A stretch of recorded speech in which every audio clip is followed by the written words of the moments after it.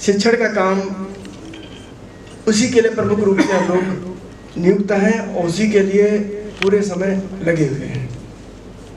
समय समय पर चेंजेज होते रहते हैं। आज़ादी के पहले भी शिक्षा व्यवस्था चल रही थी, प्राचीन गुरुकुल शिक्षा पद्धति थी। उसके बाद तमाम समय तक अपना देश गुलाम रहा। उस बीच में तमाम परिवर्तन हुए, ये कह लीजिए अपनी भारतीय संस्कृति पर और अपने जो ज्ञान है उसको लेकर के उसको मिटाने का प्रयास किया गया। अंग्रेज आए, सब कुछ करने के बावजूद भी अपनी संस्कृति अक्षुण्ण रही, सुरक्षित रही। अंग्रेजों ने थोड़ा और कुटिल तरीके से चाल चली और एक मैकाले करके उस समय उनके अधिकारी रहे, शिक्षा शास्त्री थे, तो उन्होंने ऐसा प्रयास किया कि अंग्रेजियत जो है अपनी भारतीय सभ्यता में अंदर तक समा जाए। यानी कि गोरे अंग्रेज आप देख भी रहे हैं, जो गोरे अंग्रेज थे वो तो देश से चले गए, चाहे जैसे भी गए, लेकिन कहीं न कहीं ऐसे अंश छोड़ गए हैं कि आज भी वो परिलक्षित हो रहे हैं। और हम सब अपने को गौरवान्वित महसूस करते हैं जब वेस्टर्न कल्चर को अडॉप्ट करते हैं और उस तरीके से जब काम करते हैं।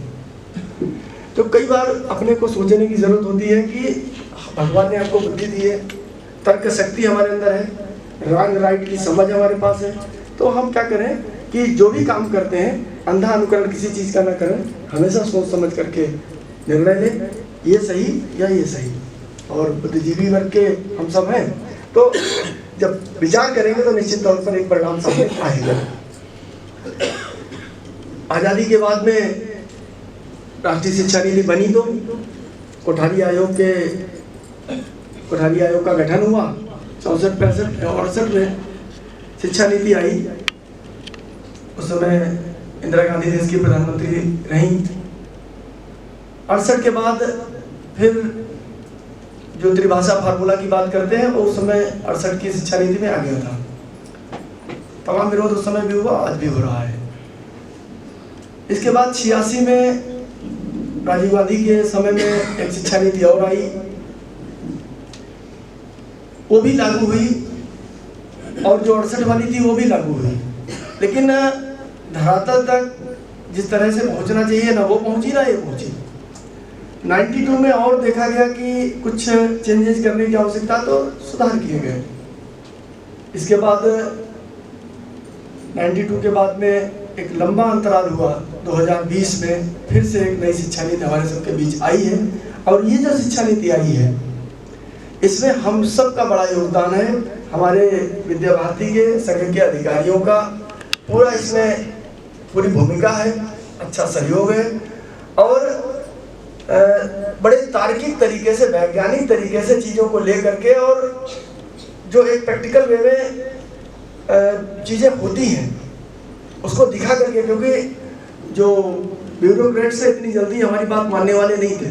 तमाम तरह के एनसीईआरटी के बड़े बड़े अधिकारी अपने अपने तर्क दे रहे थे, बड़े बड़े शिक्षाविद हैं, सब अपने अपने तर्क दे रहे थे, उसी सिस्टम से निकल के आए हैं। ज़्यादातर इंग्लिश मीडियम स्कूल्स के पढ़े, इंग्लिश मीडियम पढ़ना खराब नहीं है, हम लोग भी चला रहे हैं, लेकिन वो ऐसे ही इंग्लिश मीडियम से आए हैं जहाँ पर संस्कृति सभ्यता की बात की ही नहीं जाती, तो उनके अंदर वही कल्चर उसी हिसाब से बात करते हैं। उन्होंने कहा पंचकोश आंदोलन विकास क्या है, क्या है, उससे कॉन्सेप्ट ही नहीं उनको पता है।